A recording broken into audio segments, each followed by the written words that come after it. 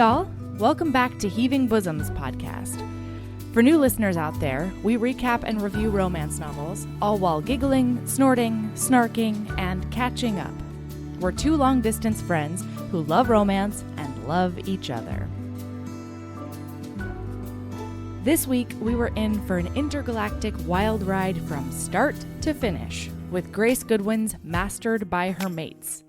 It's an interspecies menage erotica that pushes boundaries and is an unapologetic delight.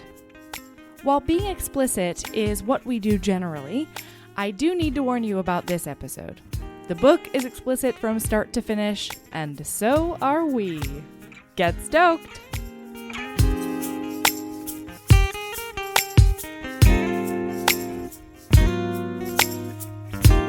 Hi, Erin. Hi, Melody. Do you see how close I am to the microphone? It's going to be a great episode. I'm pressing my face against my don't press. Pop. Don't press. What is it called? Your pop filter. Know. Yeah, that probably sounded awful. You'll have to redo it. Oh, good. Yay! How the hell are you? Good. How are you? It's been 2 weeks. It's been 2 weeks, and I kind of hated it, but also I kind of loved it. I don't know. I kind of loved it too, because the week that we didn't record was the week that my friend Kate visited, and she's a romance novel person, but very different from me, and I've always known that, because I think we had a conversation about it one time where we were like, we both acknowledged that we read romance novels, and I was like, you know what, she may have been the one that made me read Outlander, because I was like, what kind of things do you read? And sense. She was like, big ol' sweeping Outlanders and Judith McNaughts. And I was like, cool. Talk to you never about that. Like, I was like, we have nothing to, okay. Yeah. And she had mentioned to me once that she'd read maybe every Nora Roberts novel. And I was like, neat. Wow. Like, I don't have anything there. I've read maybe 2, 3. I don't know. So. I think, can I make a confession to everybody here? You've never read Nora Roberts? I think I've never. I also have a Swiss cheese memory, let's recall. Yeah. So, who knows? Yeah, that's fair. But yeah, so I got to spend the weekend with her. She's a very, very exuberant and intense woman, and she wants to do everything. So we would have days where she was just like, you know what I'd like to do is I'd like to be on a train, like a historical train. And I'm like, how do I make this happen for you? And she'd be like, don't stress. It's just that I want to be on the top of a mountain this afternoon. Can we do that? It's like, can you tell, like, she's marvelous? Like, she's just yes. Yeah, incredibly she's ambitious amazing. And like an Energizer bunny. And she's moving from the States to Europe. And then on her way to Europe, she's doing all of these stops around the way to like visit all her friends, to include here in Alaska, which was really nice. Yeah, and then we got to sit down and record a bonus episode where she talked about all the things. It was so funny. I can't wait to hear it. She was like, I don't know if I'm going to have anything to say, and they won't want to listen to the books that I read about. And I was like, no, they do. You don't understand. That's literally what they want to listen to. And she's like, well, I'm not anybody. And, and then we sat down and she's like, let me talk to you for 2.5 hours straight about this book I loved. It was so funny. She's like, I have nothing to say, like very demure. And then she was like, I have a lot of things that I must say. It was great. That's amazing. I cannot wait. I actually haven't, because I haven't seen it yet, but I cannot wait to post that for our Patreon. Yeah! Matrons. I'm really excited because she just sounds awesome. And you always talk about her as like your incredibly knowledgeable friend regarding romance. And so I'm excited. Very I'm really wise. excited. We have to have Leslie on at some point too. Yeah. Who's also a connoisseur. She's the one with the big box of romance novels that opened my world. Yes. I have some things I have to talk about. Ooh. They're housekeeping things. Okay. Hey guys, if you are a Patreon person, send us your addresses. Yeah, who has pledged at a level that you get something in the mail, like a card or a care package, or what else do we promise? Books. We only have like 2 of your addresses, but there are a lot of you, and we need your addresses before we send you the stuff. And we just got the cards in. Yeah, I'm Melody excited to write cards. I'm really excited. So we need, I don't care what medium you send us your address. Yeah. You can email it. You can do it through the Patreon. Don't they have like a direct message on the Patreon they can do? Probably. Yeah. I don't know. We also have direct messages. Yeah. Whatever means by which you feel platform. most secure. Like just, Yes. Facebook, Insta messages we might not see for a good old year. Like that's happened. Insta messages don't even alert us. I don't understand why we don't get... I don't understand. Yeah. We'll be like, oh, look at this sweet message from like 3 months ago. Whoops. Yeah. Facebook DMs were really good about. So if you want to message the Heaving Bosoms page, we definitely have that there. I think I'm also going to post in the cult just as a reminder to be like, hey, y'all, send us addresses. Send us your addresses. Housekeeping thing number 2, possessions watch. Listen, I don't know if it's because you guys don't have our address or like what, but there's like a couple hundred people in the cult and I have yet to see... I have yet to see one possession of yours arrive at my door, and I'm starting to think you guys are taking advantage of us. I am scant on possessions as well. Yeah. I'm looking around my house, and it's like, all I see are my own possessions. And like, David's. And I'm like, listen, guys, we made a contract here. We did. All your possessions and vibrators. For the privilege of being in this Facebook group. So, yeah, I'm just befuddled by that one. Yeah, no, totally. Do you have any other housekeeping matters? I do. Wait, I have another one. I haven't updated the website in a while. I'm sorry. It's been like 3 weeks. So the last one that's up there is, I think, Autumn Bride Part 2. I'm going to try to do it today, which, if you're listening to this, is like 3 weeks in the past. But probably by the time you're listening to this, it'll again be behind. It's just going to be behind a lot because I just got to be in town and sit at my computer, and it's hard. I hear that. Yeah. I hear that. Okay. My housekeeping thing is that I actually have a Patreon shout out to do. Oh, yeah. Okay. So this is going out to our pal, Cat C. Cat. Yeah. Cat, you are a beautiful chimera of awesome. Your multidimensional nature makes you a superhero of empathy and a roller with all punches. Plus, you write an excellent email. She does. I know exactly who Cat C is, and she's great.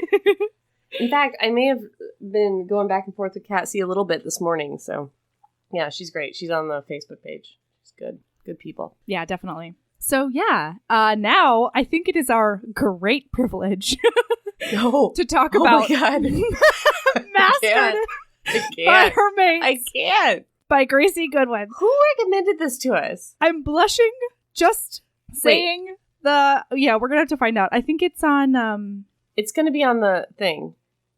Okay, I will do it right now. I'm gonna find it. Okay. I think I have it up in some capacity on my I do too. Computer. Yeah, I've got it. It is Jennifer S. Jennifer S. You are a great big ball of fantabulous. Can I just say that? Jennifer S.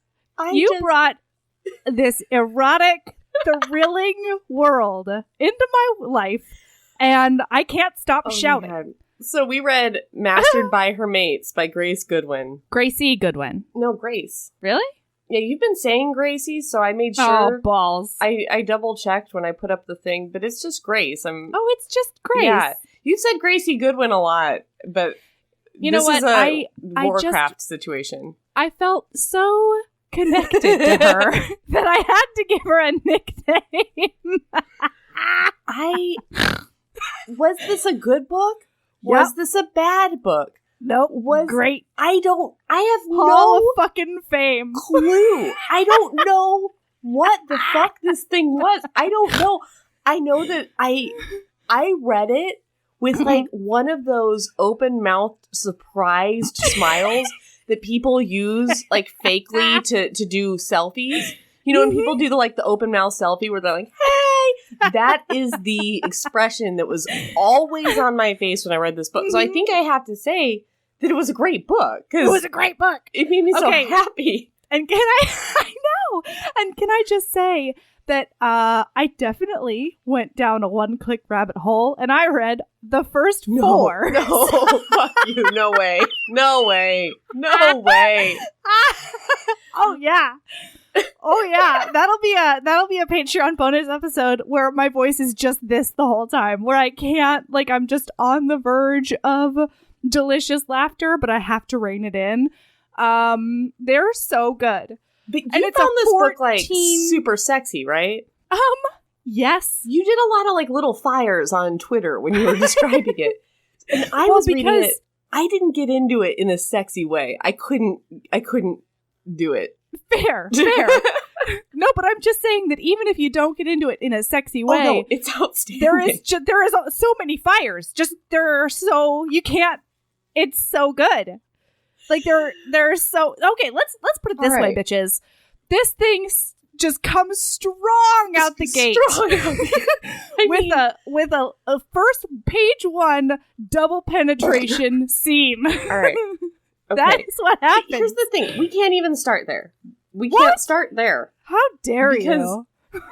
We have to start with the Grace cover. Goodwin thinks that that's the way we should... No. Oh, yeah, okay. All right. Because this is a problem I've had a little bit over the past, like, for a few. Because The Unleashing did this, and Take the Lead did this, and now these guys do this. The covers do not look like the people who are supposed to be the thing. Totally. You look at the cover, you see a beautiful black woman who is correct in the, like, she is, I think, black and Asian. She's black, Asian, and white. Yes, okay. So she looks great. She, strong, good. Perfect. Good cover She's model. also got a tiny little bit of meat on her bones, which also the character does. Yeah. Yeah. The two guys are just, like, the blandest white dudes that have ever happened. One of them has a receding hairline. Yeah, I'm just like they're not 8 feet tall. They're not yellow. Yeah, they're not yellowy orange. They don't have. They're not the aliens described in the book. And I'm just like, who are these bros that she's cheating on her alien husbands with? Yeah.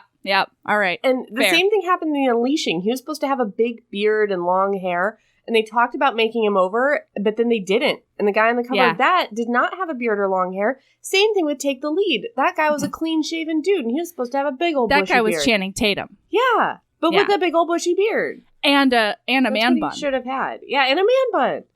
And he was blonde. Listen, I get it. Covers are hard to do. If I ever especially when you're writing in this universe. Yeah, if I ever wrote a romance novel and I was like, click, I am done with the romance novel. Send out to the world. I would have no fucking clue how to do a cover. So, I get it. I understand. But totally. They should have been aliens. At least you make them yellow. Yeah, you can Photoshop that shit. Mm-hmm. What I will say, however, is that I appreciated that unlike After the Wedding, for example, we got a good picture of what the dynamic is. Yes. Because later in the thing... So, okay, we got to skip forward a little bit because I have to say this now. Well, okay. Later in the book, so she's going to be married to 2 aliens. We later learn that one is going to be, I mean, it kind of doesn't work out this way, but it's supposed to be that one alien is the vagina alien and the other alien is the butt alien. And when we found that out, I went, like that. And David was next to me. He's like, what's going on in your alien sex book? And I was like, you're not going to believe this, dude. One alien is the vagine alien and the other alien is there for butt stuff. And he's like, what? And then I showed him the cover and he's like, well, I can definitely tell which alien is there for the butt stuff. That's true. One's like making out with her and the other one's just like, looking at her butt. Yes. Ooh. Okay. And then wait. One more thing. On the cover. It says book 0, which I appreciate was starting with a 0, starting with the book 0. No. She had other novels, and then this came out in 2017. Yeah, it's a prequel. Oh, okay, sorry. So book 0 of the Interstellar Brides, TM. Ah! That is a fair trademark. This is a unique fucking thing. The Interstellar Brides program is just Grace Goodwin. Congratulations, that's right, Grace. You did it. No one's gonna step on that one. That is a trademark. She marked that shit. Just like they mark the heroin with their seed. And their weird seed and their collars. Okay. So now we're in chapter 1. There is so much that I love about this book. Right. I can't even. Oh my god. All right. The first line is Amanda Bryant, Interstellar Bride Processing Center, Earth. And I was like, oh, okay. That's what this is going to be. Oof. What is that? I don't understand. I had no reaction to that at all. You don't? The Interstellar Bride Processing Center? There's so many things in there. Yeah, you got to get them in there somehow. I guess I just... How do you think the Interstellar Brides program works? You think they just do it all willy-nilly? Here's the thing. I saw the cover. That's not safe. I thought, this is about a woman who falls in love with a couple of aliens. I didn't realize Which that is there true. was going... Yes, that is accurate. I didn't realize she was a mail-order interstellar bride. Like, that is a different level. Like, maybe you meet an alien by happenstance on Earth, you know? Like, that's how these usually happen in the movies. Earth Girls Are Easy. Have you not seen Earth Girls Are Easy? No, but is it a porn? Oh my God, Melody. Podcast over. Rush out. Okay. It is, imagine, it is 1988. All right. Tell me everything. When okay. all the best things happen. Hold on. This is when the movie came out, or Yeah. this is when it is set? This is the time of this is both things. Oh, good. True. I don't think it's like in the future or anything. No, I think it's 1988 in the movie. Fine. You've Fine. got... I was 1 year old. Yeah. You've got a late 80s Gina Davis. One of your favorite Gina Davises. Like, oh, yeah. She and her friend, who I don't remember who the actress is, somehow happen upon two aliens who are big. One's orange and one's blue, and they're big and hairy aliens. And they like them more than their boyfriends. And then they shave them. They shave the aliens? Yeah, they're big hairy guys. Okay. I hope I'm getting this right. But they shave off their alien hair, and guess who they are? A super sexy Jeff Goldblum. Oh! Peak Jeff Goldblum is Earth Yeah. Girls Are Easy. A lot of people say The Fly, but that is inaccurate. And another guy who I don't remember. But they're super sexy, and they're there to fuck. And that is the... DTF. That is the plot of that movie. Like, I don't really remember anything else. I just remember, like, it's about, like, hijinks. It's like an 80s sex comedy. Amazing. Okay. But it's a lot like this. We'll watch situation. that ASAP. Yeah. Yeah.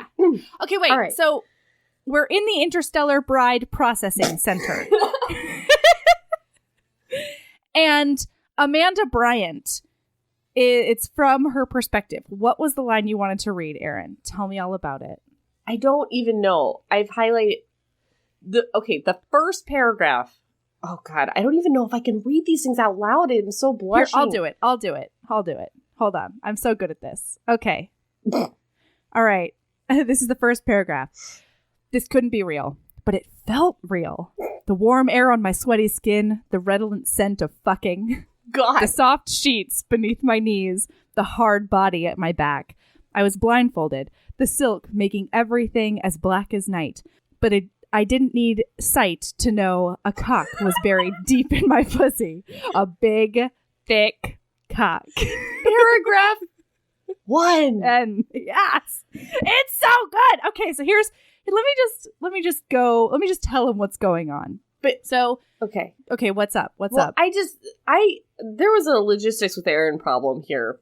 Okay, tell me everything. Bing boom bong sex positions with Erin, because I could not figure out what the fuck was going on. Because she said she was kneeling, but there was somebody at her back, and the person at her back is in her vagine, and then there's somebody in front of her that's doing mouth stuff on her. Yeah, but then person, they pick her up and they put her on top of the dude that is the vagina alien.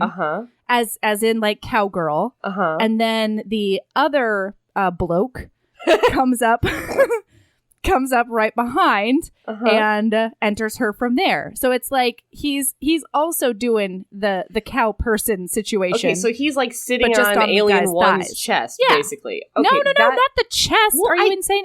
No, they turn her around.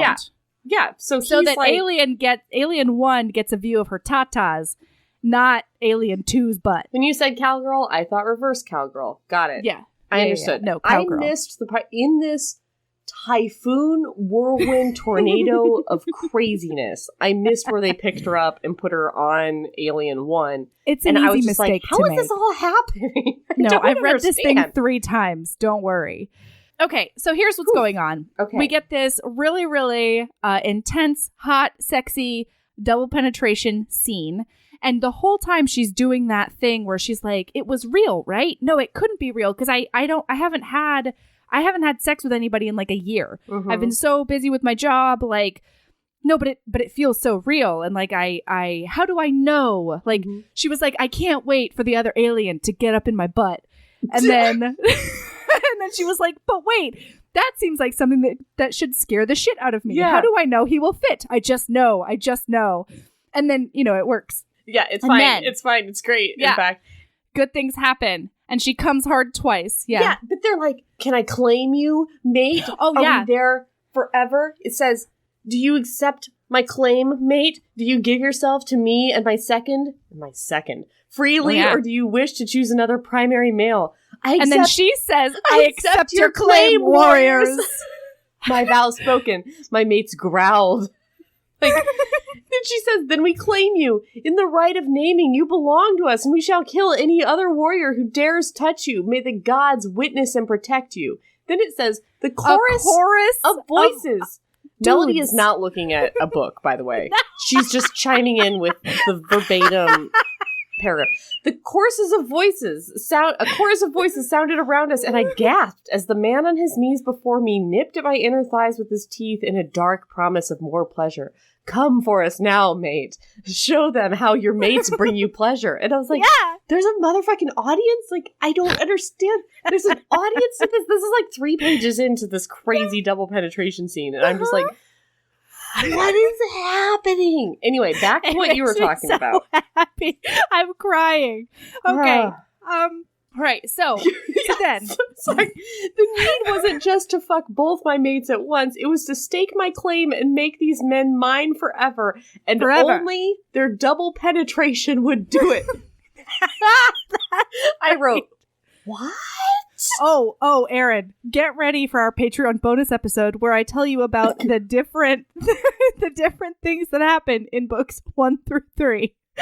Because different species of alien have other yet similar needs for simultaneous penetration. What a great sentence you just said.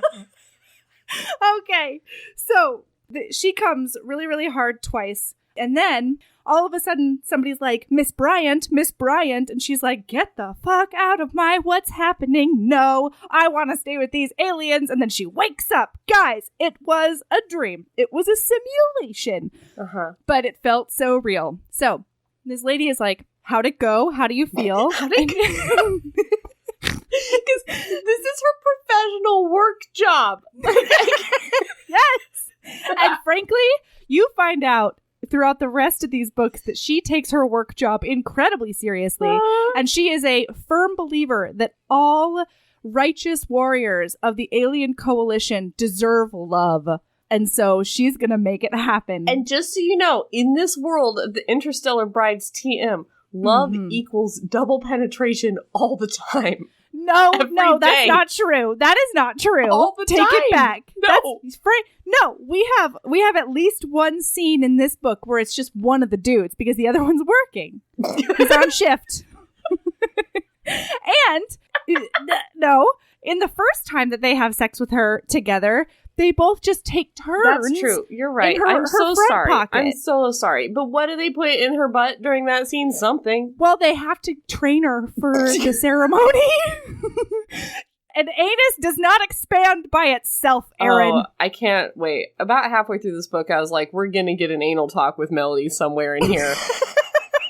And about how much she loved, how much they prepared her butt. I did. Although, actually, this was one of the only ones, because, I read 4. This was one of the only ones where I was actually a little bit concerned, but we'll get to that. Okay. we gotta get in this. So here's what's going on. Wake up, Ms. Bryant. Yes. And they do the whole processing thing, and we learn that Amanda Bryant is a seasoned 5-year spy for the USA. Mm-hmm. And oh my God, I'll get into that too, because I had some "you're a terrible spy" with Melody. We're gonna have a whole segment of what the fuck kind of spy is this? Yeah. I can't wait. Okay. So she's a spy for the U.S. government. You know what I liked here? It was very nondescript.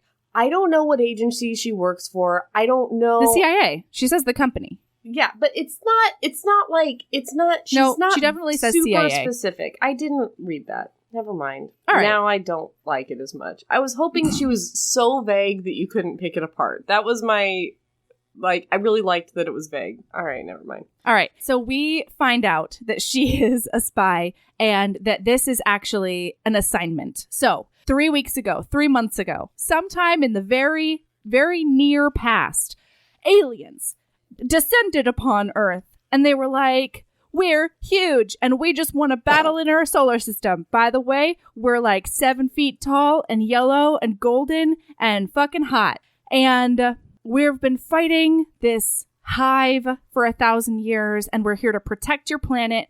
But we don't care what you do on your planet. Just be your planet still. But what we want in return is 1,000 soldiers a year and 1,000 interstellar brides a year. So buckle up, humans, because we have to battle this hiveness together. And the U.S. government, actually all the governments, are very dubious about this whole thing. So they have decided that they are going to send the very first bride into space because their soldiers can't be processed for a couple of days. That's what they actually say. They're not going to be able to have an intelligence gap of 2 days. 2 days. Sending their finest CIA operative who works at the Pentagon, shrug. That's why I like that they were vague. I'm like, yeah, sure, Pentagon. You could be intelligence of any service. Fine. I'm pretty sure she says the company, which is always the CIA. I know, but maybe, I don't know. But I maybe just thought not. she wasn't, I could be wrong about that. It was kind of vague. But then she talks about how when the aliens landed, the president called in the National Guard, and I'm like, that's not how that works. No. Anyway. There was a lot. So, okay, now they do the whole processing thing, and the lady is like, success. How, what did you see? And she was like, well, I saw 2 of them. And she's like, good, 2, good. Two mates for you. Excellent. Yes. And then, but they never really, and this is a hallmark of the whole series. Warden Egara, the woman who's talking right now, the processing person, is never they never give the brides the full rundown. So a good, I don't know, quarter of their story is them being like, what? 2? What? Yeah. Or in the case of book 3, what? 3? What? Uh-huh. Get ready. Okay. Then she's like, okay, can I say goodbye to my family? And Warden Nagara's like, yeah, absolutely. I'll send your dad right in. No, wait. I need to... So she's in this chair. Oh, yeah, she's strapped down. Completely fucking naked. Strapped? No, she has a gown on.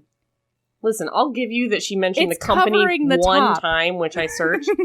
But I will not give you this because it says, I just had an orgasm right here in this damn chair, pinned and naked like a freak.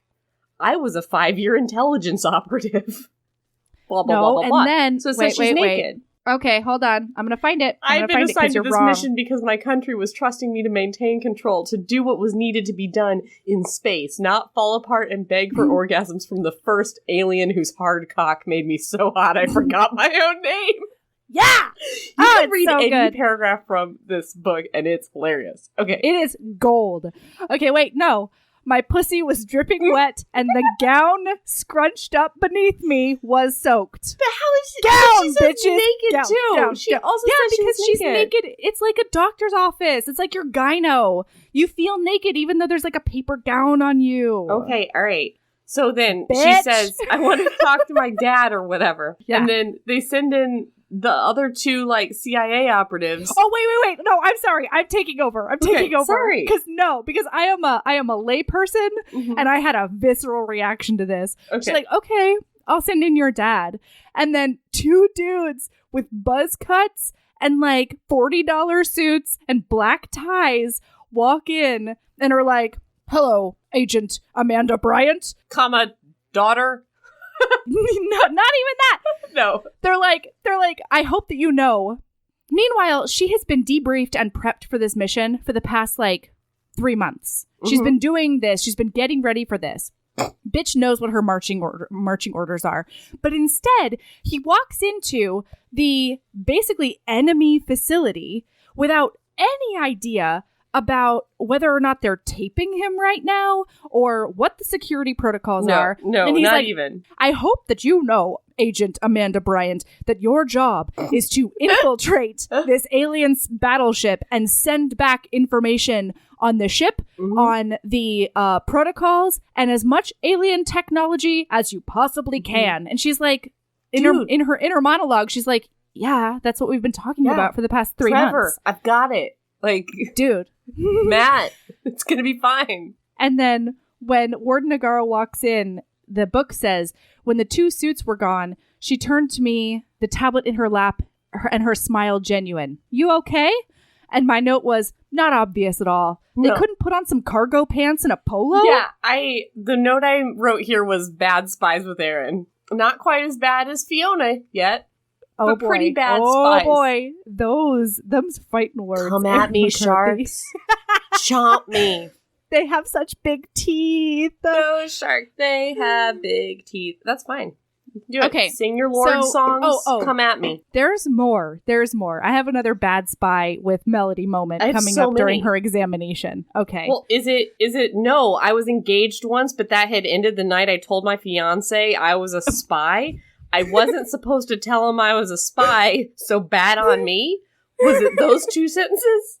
Well, it actually... bad on me? Yeah. I just wrote it down. I'm like, bitch, you don't even have to be a spy to know that. You just have to watch Alias. Like, that's like the first episode Mission of Alias. Impossible? Hey, fiance, I'm a spy. And then he's dead in the fucking bathtub. That's what happens when you tell your fiance you're a spy. The company don't fucks with that. Yeah. All right, so here we go. All of a sudden, they start processing her, and they throw in at the end of it, they're like, P.S. your body's going to be prepared for the so good for the customs and expectations of your mates. And she's like, what?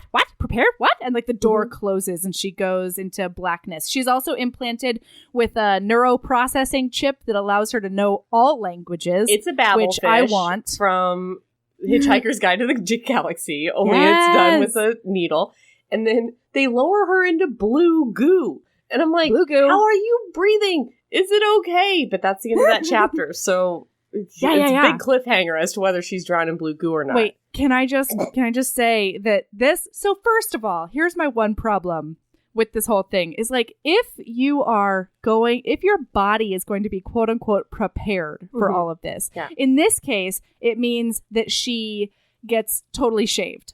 In other books that I have read, it means that they got nipple piercings and one where she got a clit piercing on the way to the planet. Ooh. But my question is, why don't they prepare her butthole then? You know? Then she wakes up and she's like, butthole is ready. Yeah.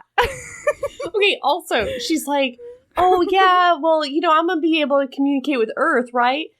Or whatever. And the lady's like, no, Miss Bryant, you are now a warrior bride of Prillian Prime. Prillon Prime. Subject to the planet's laws, customs, and protections.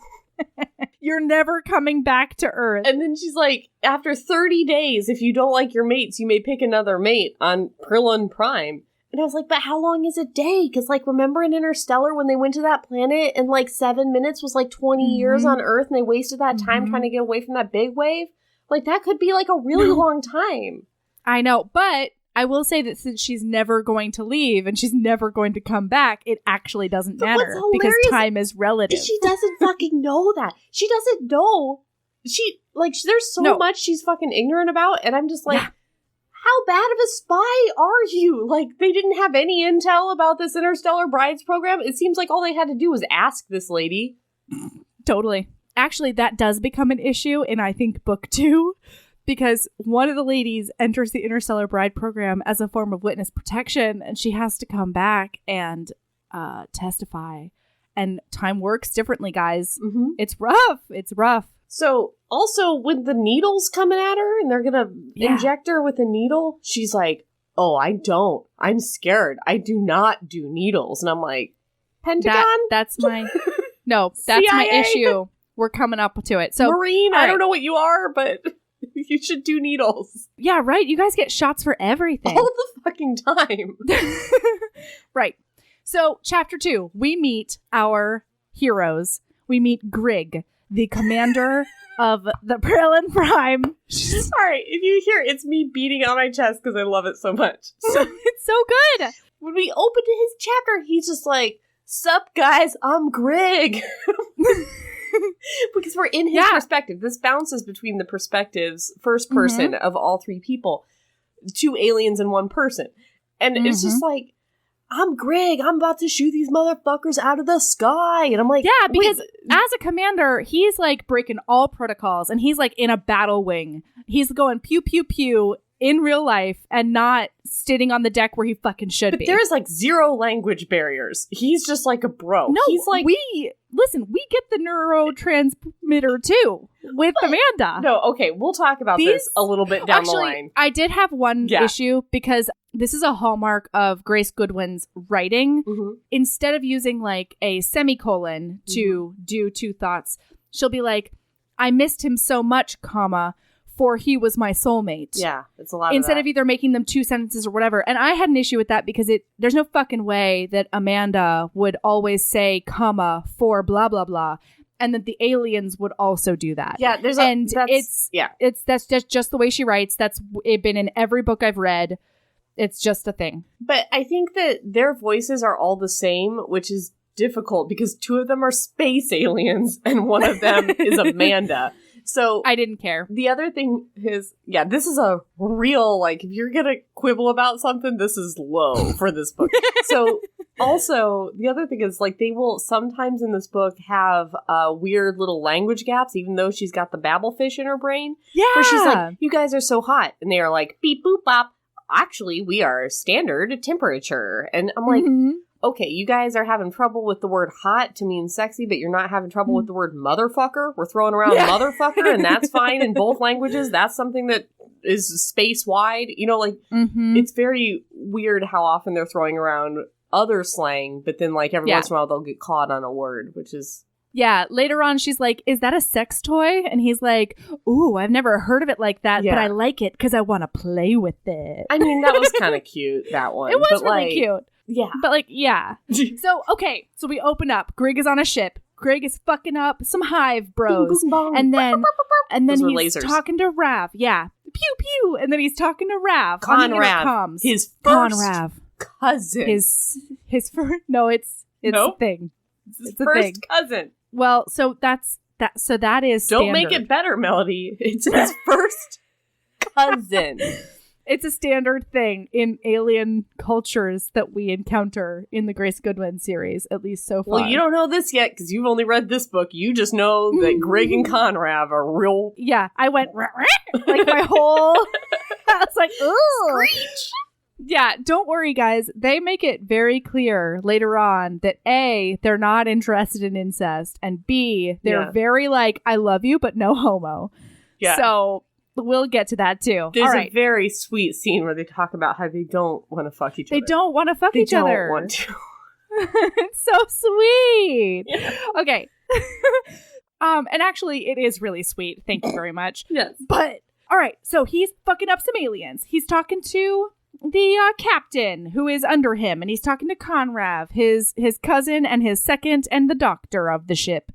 And their banter back and forth is so bro adorable. It's great. But then Grig gets shot out of the sky, and then he's rolling around in the space times with a hole in his suit, and the pressure's going down, and it's crazy. And then somebody, the Hive's gonna get him. The Hive is the bad guys, and he's like, "Kill me before the Hive gets me." Yeah.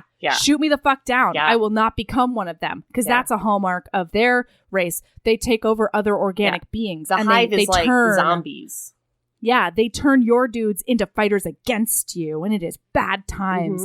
So they rescue him and they bring him back. And then they're doing the medical things on him. And then they put him into this giant regen pod. All right. Here's a time that I need to talk about. Yeah. Conrav, his first cousin, I'm sorry, I'm going to say it every time, is a doctor. And a doctor in this space time is that you have a wand that you wave over somebody that repairs them. And so you're standing there when he's brought into your medical wing, and then you're like, get him to the pod, and then they put him in a pod that then your job is everything. done. Yeah. So you just have to stand there and be like, to the pod, but you don't even move him to the pod. That is a doctor. That is what doctors do. Actually, that is addressed in book, I think, 2, because the woman is a doctor. Uh-huh. He just pushes the button on the pod. That's all he does. Yeah. Okay, so as Greg is getting repaired, the captain and the doctor are like, this fucking guy takes way too many risks and we don't understand. And he's just like trying to put a band-aid on his rage by being out on the front lines. And we cannot have that because if he dies, then his asshole father is going to take over command of the ship and it's all going to be bad news bears. And then Conrav is like, hey, captain, you are technically in charge right now. So I need you to order Greg a mate because then he can fuck it out. And he won't need to release all of his tension in a battle wing. Yeah.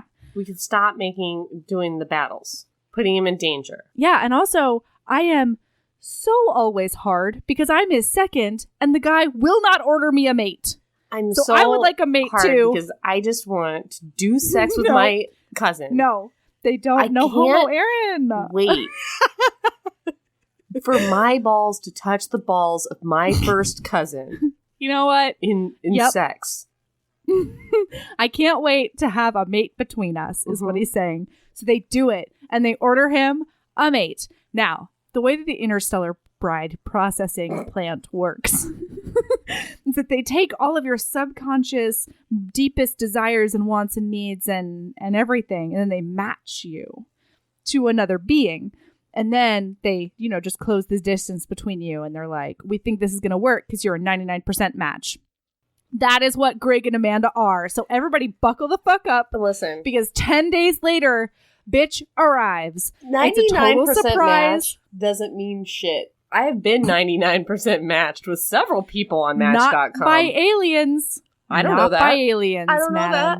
They didn't get into your brain parts now, did they? I was a 99% match with my coworker, Matt. We came to work the next day and we're like, we matched last night, 99%. And we're like, all right, see you later.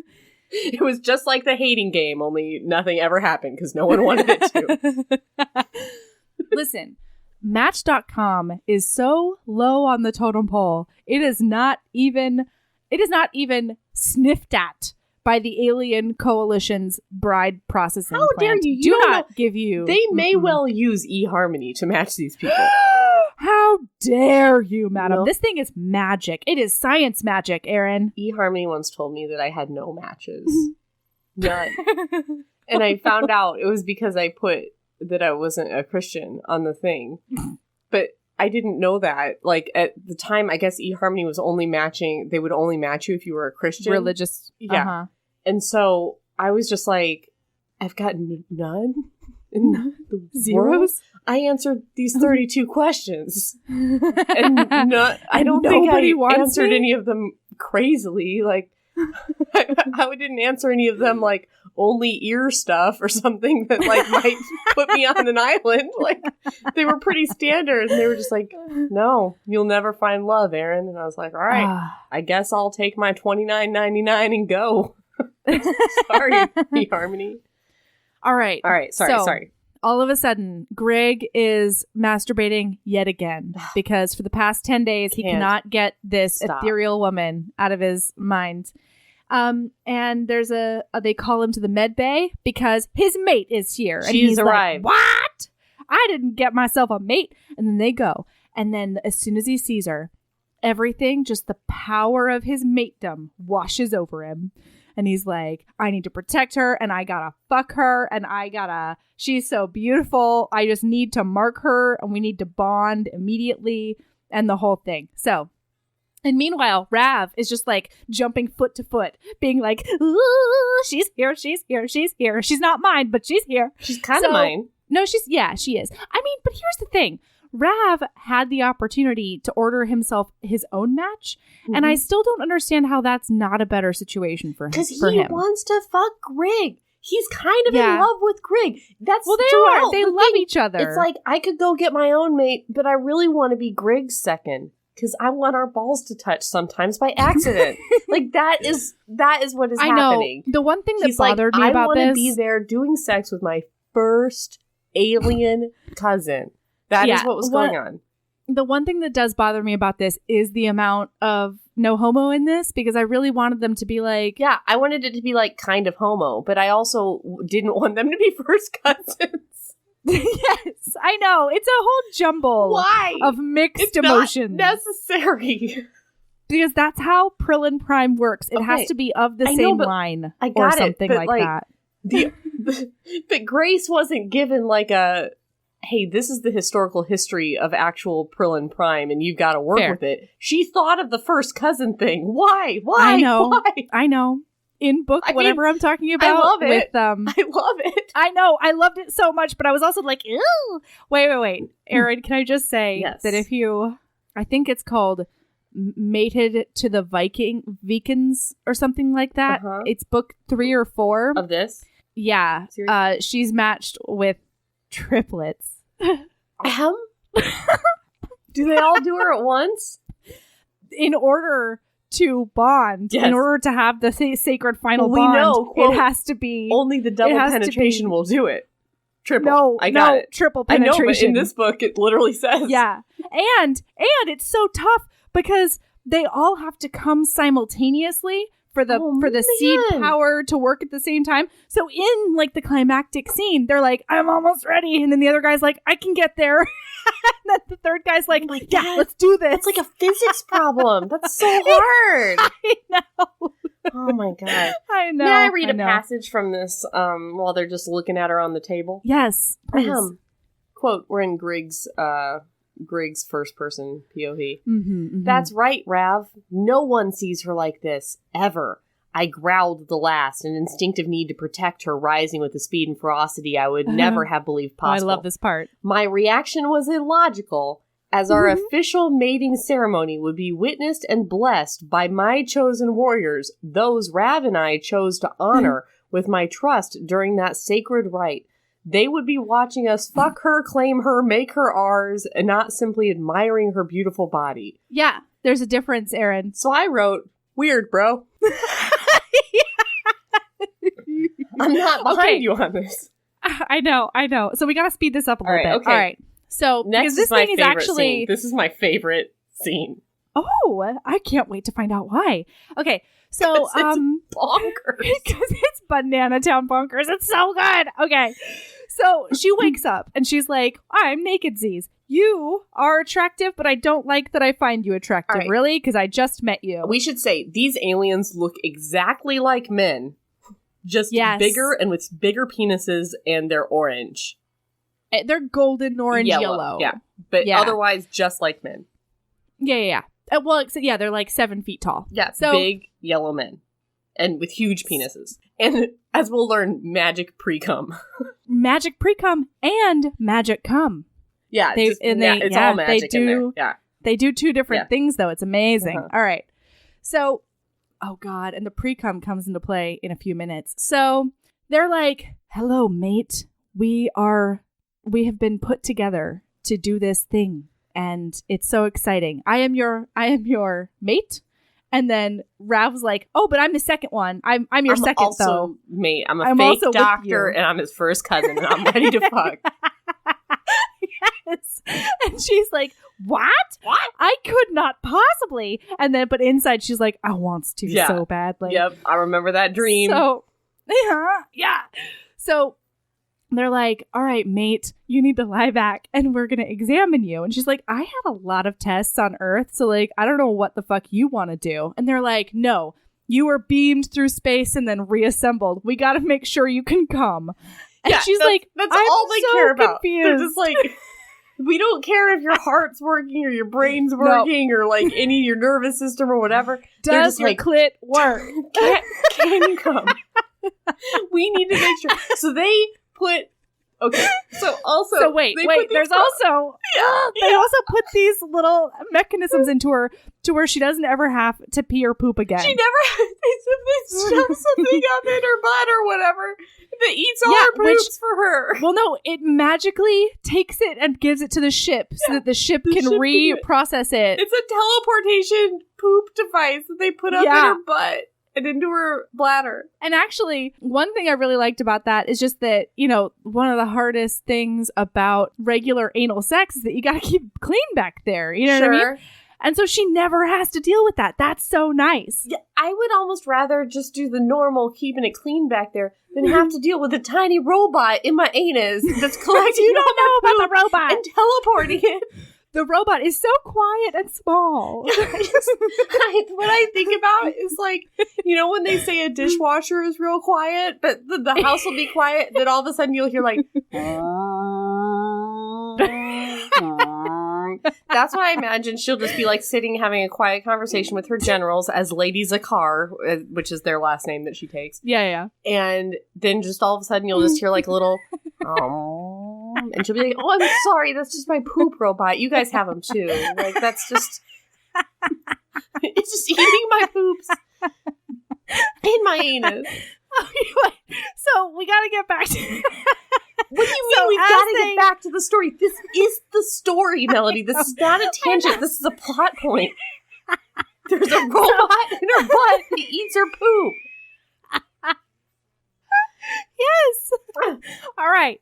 Okay. So he puts a vaginal probe right up in there, and then he puts a little anal probe right up in there. And then he affixes this little suction vibrating cup right to her clit.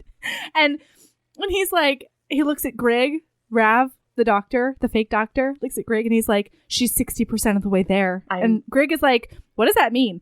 And he's like, "I haven't even started the testing and she's 60% of the way to full climax." Yeah. And they're both like, we are lucky they watch warriors. It go up. They're like 70% to orgasm, 80% to orgasm.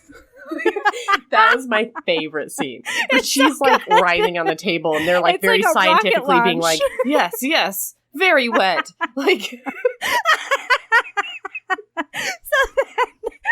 then all of a sudden she's like 85, 90% she's 85% of the way. She's so scientifically, empirically close to orgasm. That is correct. And Greg looks over and he's like, "Turn it off. Shut it down." And then she's like, "What? Why would you do that? What?" And then Rav is like really, really confused as well. And then in the most demanding voice, he says, "Turn it off, Rav. That's an order," or something like that. And then he does turn it off. And then Rav looks over and he goes, 90%. Because just the way that he said that got her a little bit closer. Uh-huh. And then they can sense that she's a little bit scared. And so this guy leans over really close, because the whole time he's been like, look at me. And she won't do it because she's humiliated. So then he leans over and he pulls her hair and he pulls her face over and he's like, "Your pleasure is mine. You will not come for a machine. You will not touch yourself. You will not do anything like that. Your pleasure is mine." It was a little hot. And I mean, yeah. And then but it's also like terrifying. So then he steps back. This man she just met steps back, undoes his pants, strokes his cock like 3 times, starts gooping up that magical pre-cum. He starts just lapping it up with his fingers. And then he puts that magical pre-cum right onto her clit. And all of a sudden, this burst of heat goes into her body and he starts rubbing it out. And I don't remember exactly. I think he says something, doesn't he? I don't care. He just starts playing the dirty DJ like nobody's business. Mm-hmm. And so she does come finally, right? Oh, he's like, "Rav, the sensors are still attached. Your protocols will be met, right?" And Rav gives him a knowing smile and is like, "Of course it will, mate." So then she comes. It's a whole thing. They take all the probes out of her because let's recall this whole time she's had a vaginal probe and an anal probe. And then he's been dirty DJ in her clit. And he scoops her up into his lap And he holds her as she comes down from her magic pre-cum orgasm. And everyone is very pleased. This was the best scene. There were so many just like nuggets of There were gold. so many things. When Rav is going to put the poop bod in her, he says, "Have you ever had anything inside of you here, mate?" And she says, "No." He says, "My cock jumped at the news. This virgin ass was mine." And I was like, okay, fine. Then he goes, "As the primary mate, Grig has exclusive rights to her pussy until she became pregnant with our first child. After that, I would be free to claim her as well. To fuck her and hope my seed would take root." You guys, nothing compares to just reading this thing out loud. Okay. Until then, as her second mate, her ass, her mouth, and the rest of her was mine. And when we claimed her in the mating ceremony, Grig, like, this is the weirdest exposition I've ever read. I'm into it.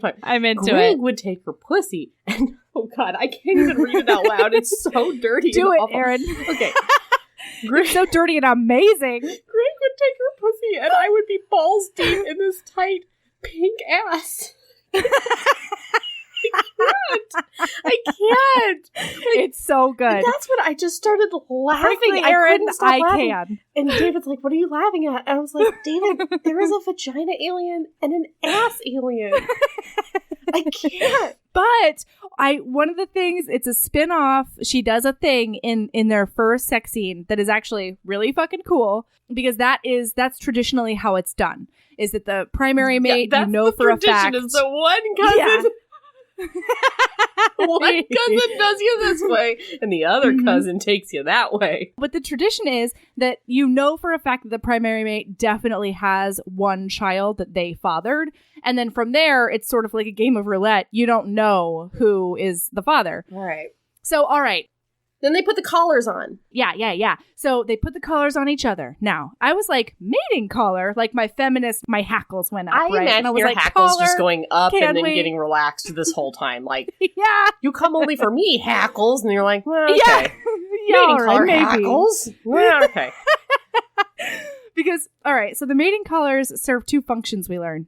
One is that if she were just to walk around unclaimed, like warriors would basically be tackling her and each other. They would be dogpiling on her to try to be her mate. And specifically Atlan warriors who are beasts, so they go into heat, and then if they can't find a mate that can tame them, they turn into berserker giants who murder everyone.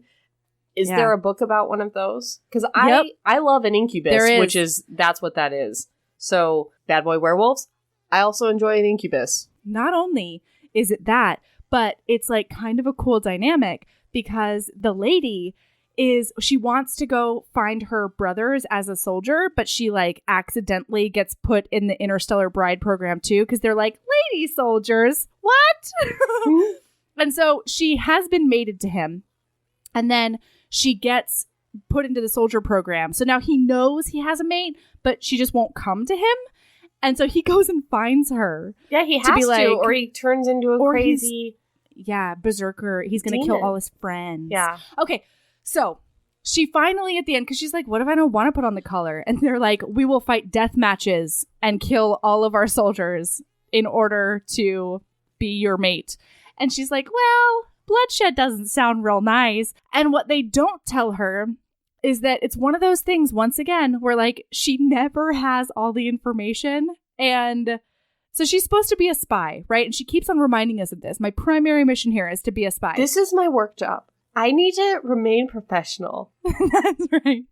So she decides to put on the collar, and all of a sudden she's drowned in these emotions that are like lust and protection and need and desperation and blah, blah, blah, blah, blah.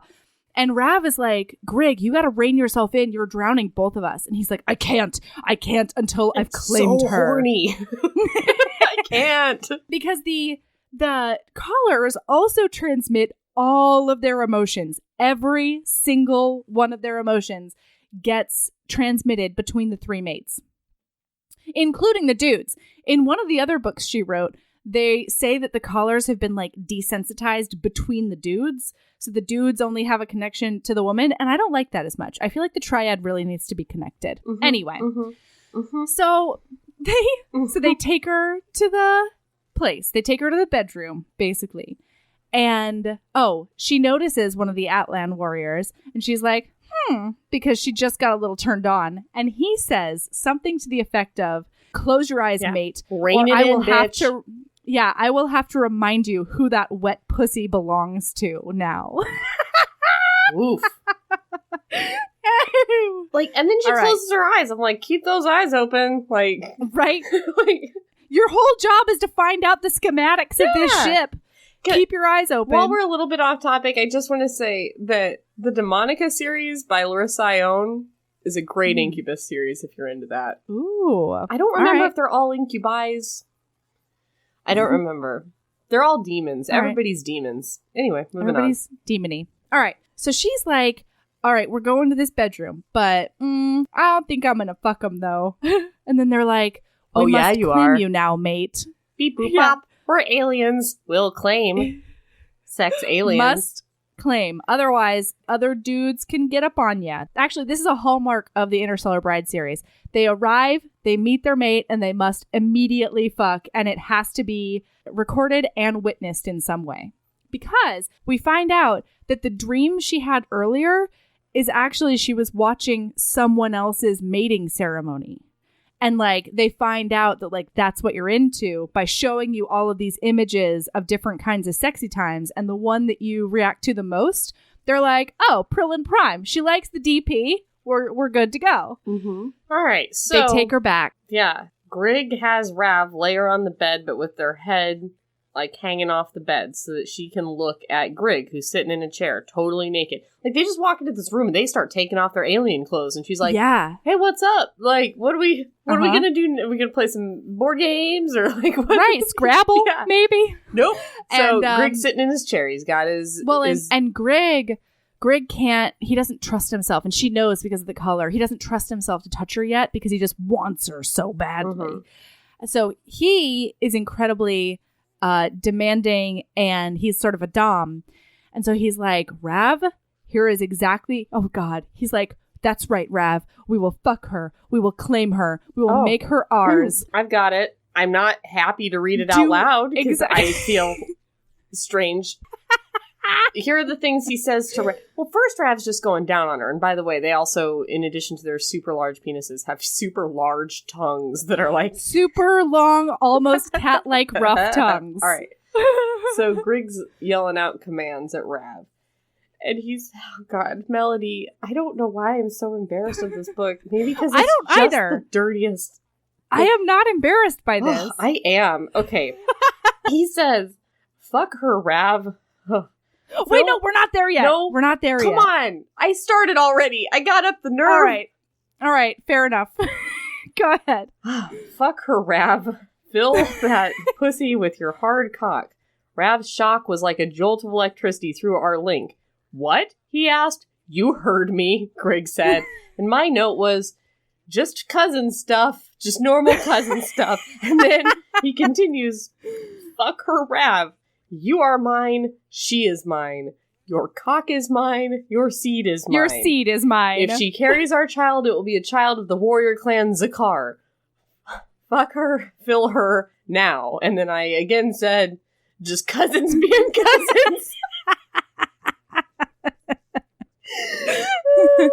Meanwhile, I had gotten over the cousins. Mine. Your cock is mine. Your seed is mine. So that's the thing, right? Grig's... Stop making this normal. Stop being like, yes, absolutely, Erin. That is the tradition of the planet Prillin Prime. Listen, I just decided to go all in, all right? I made the choice, and that's what I did. So... I'm all in, but I still... I can't. Being all in doesn't mean that you still can, because I can't sometimes. You can't? All right, fair.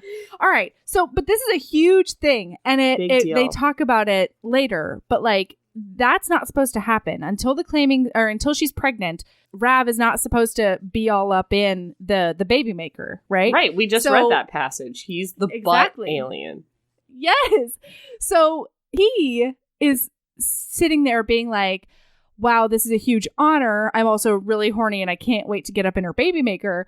But also, like, it feels a little weird that Greg is like, I'm his too, but I'm also fine with it because Amanda thinks it's super hot. So, like, they process all of this, and it's really interesting because Amanda can feel all the shock and everything, but she doesn't understand why. What, Erin?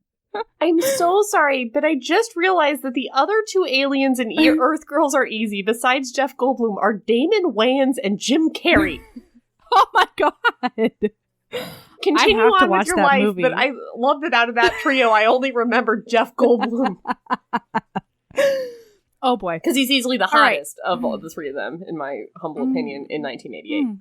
Okay, sorry, moving on. I had Wikipedia'd it, and I finally just looked at it, and then I saw that, so I apologize. Okay. Okay, so then he's all up in her missionary style, and then then Greg is like, stop, Rav. And Amanda once again is like, what the fuck? Like, why are you always this bossy? And then he has him flip over so that she's cowgirling him, and then he spanks her a few times because she lied earlier. Yeah. He was like, do you like it when I watch? And she's like, what? No, of course I don't. No, I'm embarrassed. Yeah. And he's like, you lied to us. You do like it when I watch. You do like it when I tell you guys exactly how to fuck. And so he spanks her a few times while Rav is still inside her. And then finally he's like, squeeze him. Use your pussy muscles to squeeze. Just milk him of his seed. And then we find out about the magic cum, you guys. They just met, like, literally 10 minutes 15 minutes ago. Yeah. Like, a quarter of an hour ago. They were like, hi, my name is, okay. I just would want to be like, what do you guys, like video games? You play books? What or, play books? Do you read books? Do what are your parents like? What, No. Squeeze him. I want to know what your pussy tastes like. So she squeezes and she squeezes. And we find out that every single time they come, she comes multiple times because of whatever magic chemicals are in their cum. It is fucking amazing. And it fixes so many of our Earth sex problems, don't you think? Mm-hmm. Yeah, it also calms her down. It's a sedation situation. Well, kind of. Yeah. Well, the pre-cum is. The pre-cum is like, yeah, I'm into this. Mm-hmm. I don't have any reservations anymore. Yeah. Because gets you a little drunk. Yeah, exactly. And they talk about that later too. So, all right. So then, as Rav is done, she's coming and coming for like no reason other than the cum. Mm-hmm. And then Greg picks her up by her hips, puts her down, and then immediately just skewers her from behind. And then she comes even more because Greg comes. It's a lot, guys. It is so much. Yeah. It is so much. And then they snuggle. And that's really nice. They snuggle and fall asleep. And then the next scene is Greg thinking about his weird feelings about Rav. And he's just like, I don't understand why I'm so territorial over Rav. I don't know if I like it. I've never felt like that about him before. And then he goes back to his job because he can't think about it anymore. Right. Then he gets a call from his asshole father, and his father's like berating him over almost dying instead of being Concernicus. His father wants to his father wants to surge this thing. Father wants to go wipe out the whole hive by doing a lot of warriors at the situation, but that would mean a lot of suicide missions. Everybody would die, according to what's his face, Greg. Yeah. So that's the whole thing. But the rage and anguish and all of that is so intense that it actually wakes up Rav and Amanda. And so Rav's like, Greg's upset. You go back to sleep. I'll deal with it. So then they have their little bonding sesh where they talk about his dad, and then they process the feelings that Greg had when they were fucking. They were all fucking together. And it's actually really sweet because it is. It's sweet. Okay. It's sweet. I'm sorry. It is. Mm-hmm. It is. All of my notes are like, I loves him, but no homo. Yeah. Yeah. So basically, Rav's like, it's fine. I don't want to fuck you, but if you being a domineering asshole in bed gets our mate off that well, then like I'm yours to command. And also like your feelings for me are normal. It's called being a family. Mm-hmm. And we're a family. P.S. We've always been a family because we're first cousins. You just didn't know what family was. I was like, Grace, stop reminding us. Also, they talk about how they definitely know that Amanda is a spy. Yes, that's it. Okay, here is my other thing. I'm like, obviously, Rav knew this before she arrived. Yes. He didn't think to alert Greg that, like, we're welcoming a spy onto our ship and into our bed. Like, he was so horny. Mm-hmm. He was like, I don't care if she's a spy. I'm fine with that. Mm-hmm. Let the coalition burn. Mm-hmm. And Warden Agara, same thing, because he contacted Warden Agara. She was like, I did have some weird feelings about those two CIA-looking spooks who came in. And so they just pulled up the video footage of the room and heard the orders that he gave her again. Right. Like, terrible spyness. Really bad spy stuff. So they're like, she's ours now. We don't give a shit. We'll just make sure she knows that, like, we are where her allegiance lies now, not with those fucks back on Earth. And then it cuts to a scene where she is being taken around by Lady Mintar, who is, she's like one of the high-ranking ladies on the ship, and a really, really nice lady. And she has a son, and they watch him in the little preschool, and it's super cutesies. She meets a whole bunch of people. She learns about their food system. It's a whole thing. Mm-hmm. She can order Earth meals if she wants. Yeah, they're going to get her some Earth meals for her. And then Lady Mintar drops her back off. Oh, I'm sorry. They pick up the ATB. It's a little box that all new mates get. Okay, wait. It's called the anal training box. Oh my God. Yeah. So they take her back. How did I not highlight the anal training box part? Oh, don't worry. I did. Oh, there it is. Okay. There it is. Yeah. She goes, what's this? What's an ATB? I took the box about the size of a small shoebox and tucked it under my arm. Oh, ATB stands for anal training box. That's not the official name. That's just what we ladies like to call it. Holy balls. Like, their whole society is built on double penetration, the Erin. whole I don't know why. society. This is a shock to you. Also, they're gonna talk about butt stuff openly. while we've Everybody been sitting knows. here, and I'm sorry, I just still have this Wikipedia up for Earth Girls Are Easy. And did you know? That's. I'm sorry. Oh my God. Did you know that it was later a stage show starring Kristen Chenoweth? Right? What? All of my minds are blown. I didn't know that. I definitely remember like sexy Jeff Goldblum stepping out of the thing all shaved of his blue hair, but I didn't remember that part. Oh boy. Anyway. All right. So she drops her back off and she starts going through the anal training box. She starts picking up all these little technologies and she's like, I don't know what any of these are for, but maybe I should send them back to Earth. I'll figure out a way to send them back to Earth. So as Greg walks in, she hears him and she starts hiding this toy in the cushions. And he's like, what are you doing, mate? And she's like, nothing at all. She was thinking about how she could send the toy to Earth. Yeah. For Earth. Because it's technology. Research. Bitch is so full of magical cum. Like, she can't think she's not straight. thinking straight. It's hard. No. Listen, if you or I were full of magical cum at our work jobs, it would be hard to do work job stuff. So I get it. I get that all she's thinking about is sending sex toys back to Earth to prep everyone's anuses to be Krillin brides. Completely. But actually, what it is, it's a nipple clamp toy. Right. So he walks over and he's like, I know you're lying, mate, but don't worry, I'll fuck it out of you. Mm-hmm. And they do some fucking. And she, Point of order. Yep, this is Terrible Spies with Erin. Oh, yeah. So she's like, he's like, oh, how did you get picked to be the first lady interstellar bride of Earth? And she's like, oh, I'm not very interesting. I don't know. I just got picked, which great, good research, good cover story. Like, maybe think about this a little bit. And he's like, on the contrary, I think being an operative with a government agency and assigned to infiltrate and spy on an alien battleship is incredibly interesting. She froze, her dark eyes hidden as she blinked slowly, shock and relief bombarding me through the collar in equal measure. What? You heard me, mate. She shook her head. Oh, I don't know what you're talking about. I rolled my shoulders. I see you desire another spanking. No! Her denial was sharp and immediate. And then she spills the beans. Oh, wait. Yeah, I have a note. Okay, this is right before you started.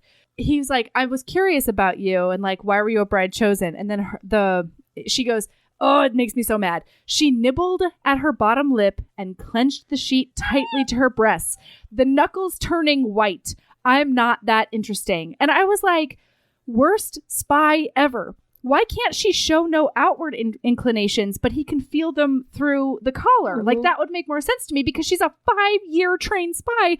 And then my last note is, I'm so competency flaccid. Yeah.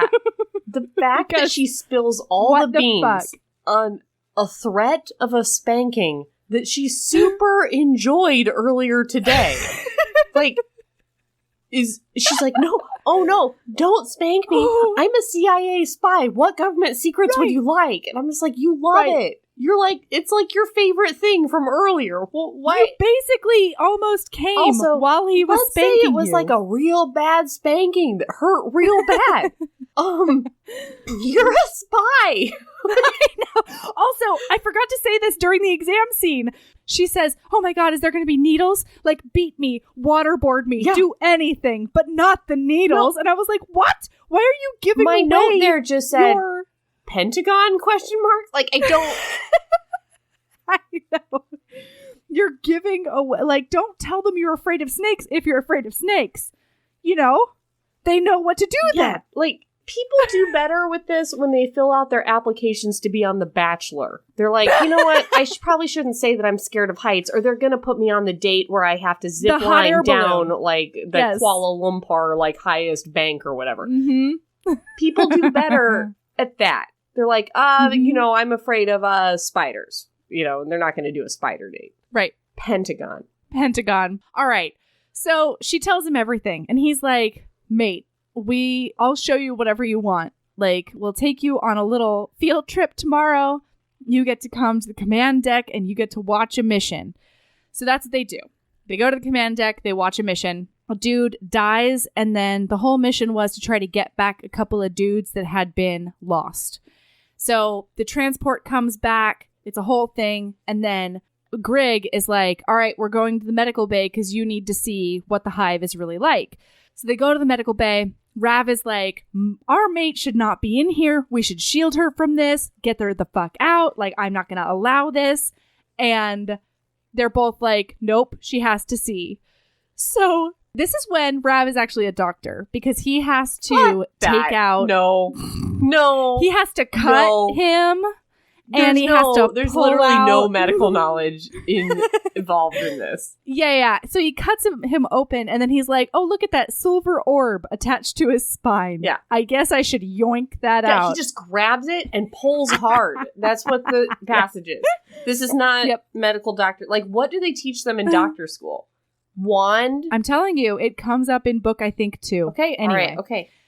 I'm not going to read book 2, but... I know. I'm happy to hear about it in a Patreon episode. In our bonus episode? Yeah, get ready. Okay, so it's horrifying, and they're like, now we just wait and see. He's either going to be okay, or he's going to self-destruct. And she's like, I don't even know what that means. So then they watch, and he wakes up, and he's like, Mara?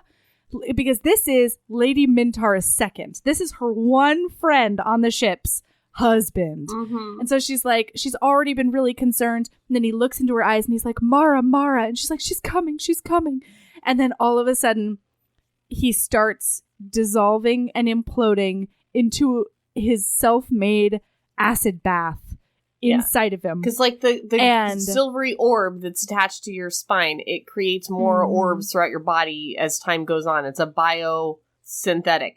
I think I got that right. So it goes all throughout your body. And so the longer you've been a Hive member, the worse it's going to be. Sometimes they can just yoink that out and you wake up and you're good. But sometimes they yoink it out and all the other parts that are in your body self-destruct and they poison you dead. So he starts bubbling and dissolving into his own acidness. And that's when Greg gets called back to the command deck. And he's like, well, bye. I'm leaving you and your feelings here. It's actually kind of sweet and sad. But then she and Rav snuggle and they console each other. And he tells her that they were lost before she got there and how much he loves her and all the things. He tells her that when the coalition members showed up to Earth, that they showed the guys corpses, they showed them battles, they showed them Hive operations, they showed them all this shit. And then her superiors just fucking lied to her because all they wanted her to get was weapons and technology. So she's like, like nipple clamps. Nipple clamps and some deep digging. Like, I don't know. I don't understand. Because of 2 days before they could send soldiers. Yep. So she's like, well, fuck this and fuck all of that. When are the soldiers showing up? Because there's going to be spies with them too. Mm-hmm. All of the government secrets that she's leaked out. And he's like, they get here in 2 days or like tomorrow or something like now ish. I think it's the next day. So it cuts. I'm sure they have some good sex that night, right? But it cuts away from that. Yeah. We don't see any of it. But there's no way these two guys go a night without it now that they have a new mate. Yeah. So they create this whole plan. She tattles on Earth leaders to all of the... Whoa. Oh, what? Don't we have a phone call with Dad for a little bit? I need to talk about it. Yeah, that was after that, though. Okay. So first, they actually see Lady Mintar. Everybody wants to meet new Lady Zakar. And they're like in the cafeteria together and blah. And the guys are all proud because everybody has such respect for her. Then they see Lady Mintar, and she goes and consoles her, and it's all very sweet. And then she has to go sell her to government to the entire alien coalition. Yeah. So she has a conference call with all the dudes, and she's like, hey guys, Earth is not playing in good faith, and I was a spy, and they're sending more spies, and like, they don't believe you, or at least they're pretending not to believe you. And so the aliens are going to go down to Earth and sort them out in a matter of days. Then we have a conference call with the dad. Yeah. And he calls and he's like, why did you keep it a secret that you're mated? And he's like, I didn't. It just didn't seem like something you would be interested in. And he goes, well, she seems fine. I don't care as long as she breeds. All right. Listen, there's a few things I need to talk about here. Yes. In Grig's narrative, when he's talking to his dad on the phone, he says, the war went on and fucking on. I'd been fighting since I was a boy. My father dragging me to the command deck when I was a mere child, teaching me strategy, teaching me how to deliver the killing blow, how to kill without mercy. 20 years I'd been fighting, and every death took a toll on my soul. I was battered, worn down. Maybe Dad's strategy is the way to go. Bah! Because... Oh, P.S. This war has been going on for 1,000 years. Yeah, Grig's strategy of like, ooh, maybe like we don't want to have mass casualties, so like let's just continue to be kind of on the defensive and like maybe make a little smaller strikes. Like, and Dad's strategy is like just throw it all at them because they're gonna kill us anyway eventually. I think is better. I mean, I'm not here to comment on the war strategy, and that is what I feel about that. Fair. Surges work sometimes. Okay, so then Grig, all right. So then he asks about the soldiers coming in, and Grig says, they're going through processing now. We'll take them to medical, and they'll be all yours. How long will it take? That's where I got 20 minutes, because they took 20 minutes to go through medical. But then he says, we aren't giving them the full exam, just making sure they're healthy enough to survive their return trip. So, no anal for these soldiers.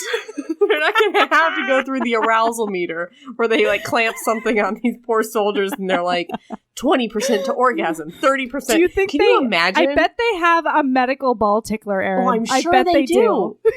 How you're saying I bet they do and you've read 4 of these is beyond me, because the fact that there hasn't been one yet is crazy. Well, because I haven't encountered a male Interstellar bride situation or anything else, so I don't know.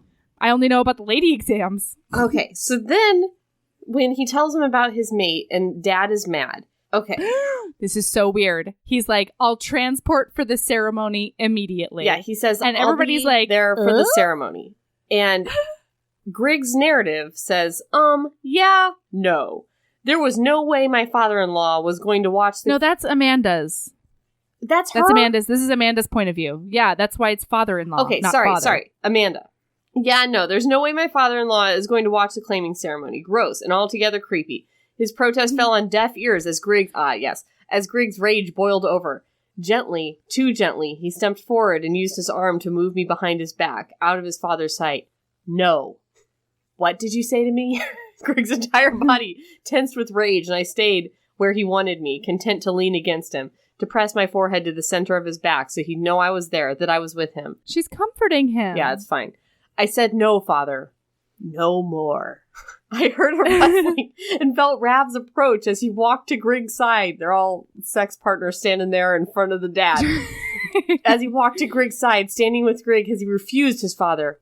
What are you talking about, no more? What the fuck kind of game are you playing with me, boy? And I noted, I'm reading an argument about whether a dad can watch his son fuck another alien and his cousin in front of a full audience. Like, how is this, of all the things, how is this the thing that Grig's like, no, I will not let you watch me have sex with my new wife and my first cousin husband. Even though there's 100 other people gonna be in that room, all my best friends and family. How dare you, father? Because throughout this whole thing, like, the dad's doing real shitty stuff to him, like, won't call him his son, won't say he loves him, like, sends him into crazy suicide battles. Like, maybe one of those things could have been the thing, but no, it was this. No more, father. All right, I'm done talking about that now. Okay. Okay. So then the soldiers arrive. Yep. She explains to them that they are not going to be able to be spies and they're going straight home. And then she pulls up on the intercom the two spooky suits and the Secretary of Defense. And they're all very confused about why they're talking to a mere woman. And she's like, cut the shit, Robert and Alan. You saw the corpses. You saw the hiveness. You saw. And the Secretary of Defense is like, the fuck are you talking about? And then Alan's like, what the fuck are you doing? He slams his hand on the table. What are you doing? Yes. And she's like, saving you from yourself. And then she's like, P.S. the aliens are coming to get ya. Yeah. So I get your shit together. I'm Lady Zakar of the That's right. Zakar shit. I am a proud warrior bride of Krillin Prime. And double penetration has elevated me to this level. And in fact, I need to cut off this phone call so that I can go get DP'd and make this shit official. In front of an audience. That does not include one of my new husband's dads, but does include his first cousin as a participant. So they close it all off. And then the next line I find hilarious because it's from Rav's perspective. And he's like, my cock had been hard for hours. Grig refused to do the ceremony while there were liars and spies among us. So Grig was like, we're not DPing anybody until we get these goddamn spies Rav's off like, of our ship. I really want to DP right now. Why won't you let me? I want to get in that tight pink ass. Virgin ass. So, Erin, this is where I was like, I'm really concerned about your booty because I just don't. So she's been here for not even 3 days, right? That's my clock on it at this point. She's been here for not even 3 days. Exactly. I have seen them use 2 butt plugs, and I just don't believe that they're going to be able to get 2 at least 9-inch cocks into her with no pain. Okay, like, we know that she's only been here 2 days because it was 2 days before the soldiers got there. Yes. Okay. So, like, I just don't believe, like, I think you're emotionally ready, sure, but I am concerned about your booty hole. And I think that is a perfectly reasonable response. Because in the other books, they take at least a week. And I'm even dubious about a week. I don't know about strenuous anal training, but I would think that it would take more. Like, they gave him 30 days. The window is 30 days before the claiming ceremony. They gotta get it done. They gotta get it done. They gotta work on this shit for 30 days. And now 2 days in, she's like, no, I am stretched and ready for everybody. I've been limbering up. Oh my God. Okay. I just don't. Anyway. So then the ceremony happens and they offer her a blindfold. They offer her a blindfold.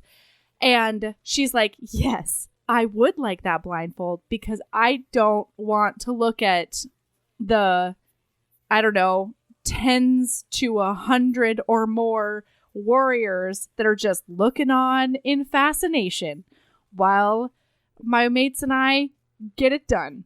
And then, honestly, I was a little underwhelmed, disappointed. Well, because we already had the good version of this right at the top of the thing. The front. So, yeah, I think that was the problem with this scene. But may I read you a line of how it begins? This is Grig talking.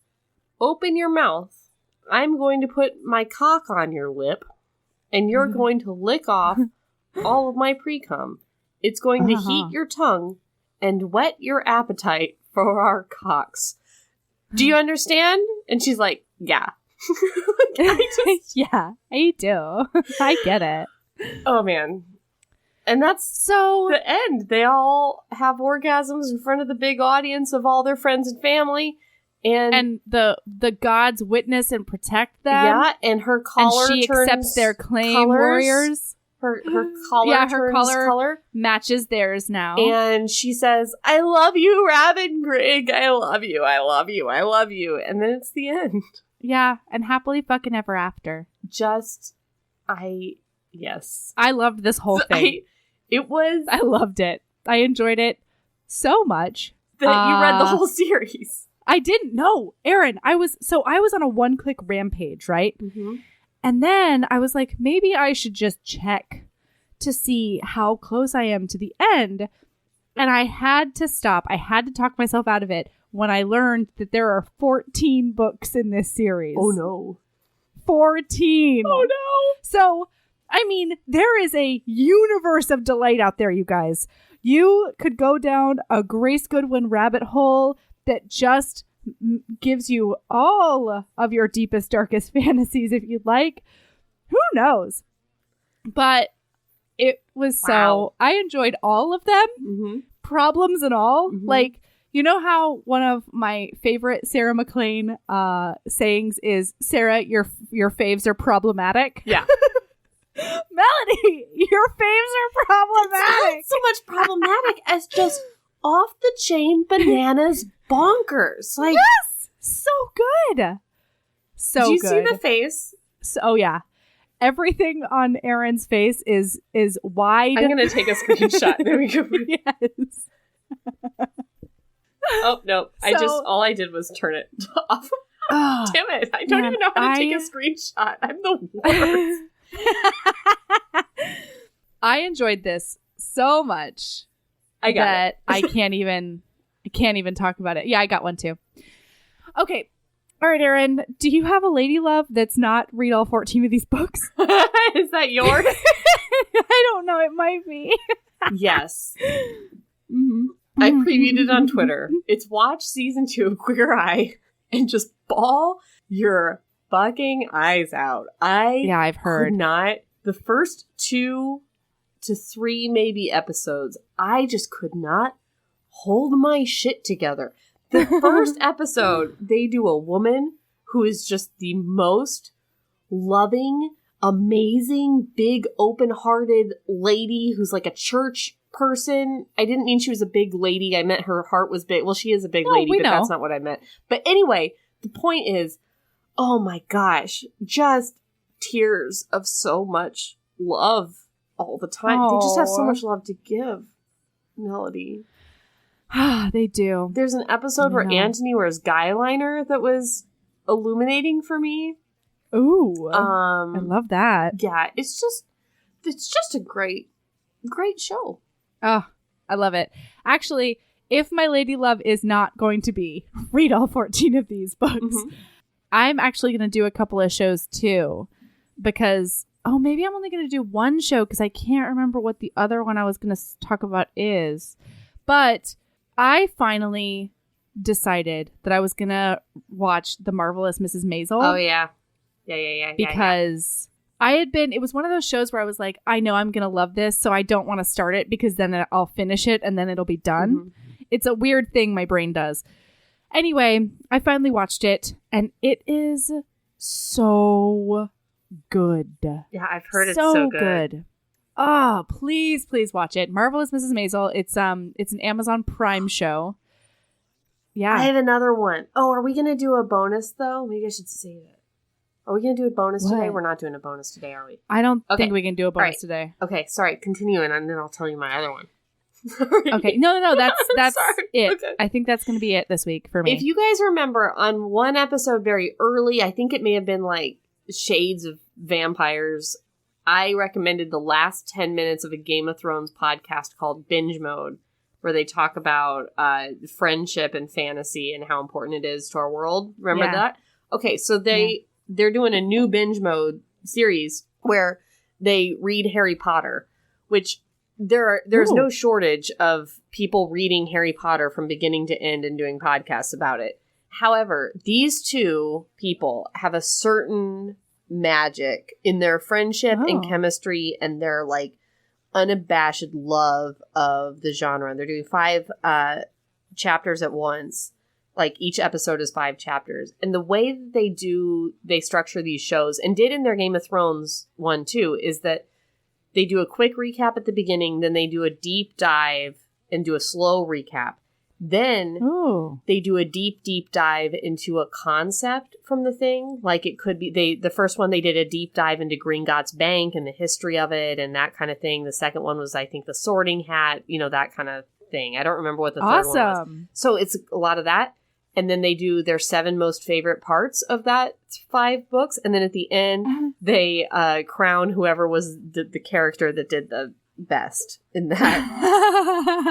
So, in that it's more than just like a recap. It's also like a lot of lore and they're just like such cool, good friends. And they're just so excited about Harry Potter. And I've been really enjoying it. And I know a lot of you like Harry Potter. So Binge Mode, Harry Potter. Cool. I'm into it. All right, so you can find us on Instagram at Heaving Bosoms. Facebook is Heaving Bosoms Podcast. We have a group called the Heaving Bosoms Geriatric Friendship Cult, and we are not getting anyone's possessions so far. Bullshit. We have on Twitter, Heaving_Bosoms. You can send us your Patreon address to our email. And anything else you want to send us. And anything else, but I just wanted to get that in there again. That is heavingbosomspodcast@gmail.com. And our website is www.heavingbosomspodcast.com. We love you and we want you to follow us because we chat about shit. And if you're new to the podcast because you came on board because of the Sarah McLean interview, which I think is a lot of you. Oh, yeah. We do have a bribe, which is if you give us a 5-star review on iTunes and mention a book, we'll do the book. It might not be for like a year because we've got a big backlog, but we will do the book eventually. And you don't have to give us, if you want to give us a 3-star iTunes review, that's fine. We just won't do your book. We just won't necessarily. Yeah. So, it's not an unfair bribe, but it is a bribe. Take the bribe. Yeah. Oh, yeah. We love everyone who reviews. Thank you so much for doing that. I would love to see more reviews roll in, or at least ratings. If you want to just rate, that's fine too. But we love reading reviews. It's helping people find us, which is good. Yeah. We want to grow the HB community and have you guys connect because it's really fun. Mm-hmm. All right, so oh my god, the choices here are just so. The choices are many. I don't even know. Like, I'm overwhelmed. I'm overwhelmed with the number of funny things we could say right now. And love yourself as much as you love probable medical ball ticklers. Yes. And love yourself as much as you love inevitable medical ball ticklers. And love yourself as much as you love magical pre-cum. I like that one too. I do like that one. Uh-huh. And love yourself as much as you Man, there was poop robots that eat your poop and teleport it to the ship at your work job. Magical poop robots. Love yourself as much as you love the worst spies ever. Yeah, spies that will crack at threat of spanking. Yeah, spies that will crack over the threat of spankings they enjoy. Oh, man. First cousins who have sex, no homo, but their balls do touch a lot and they're into it. You know what? Frankly, love yourself as much as you love having your dad come to the ceremony being the last straw. Years of abuse. But no, Dad will not watch No this more. with the rest of my society. All right, one of those has to be usable, right?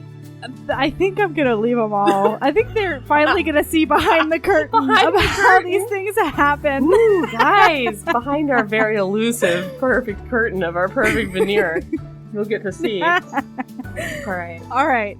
I love you so much, Erin. I love you. Goodbye, Mel. I will talk to you later. Bye.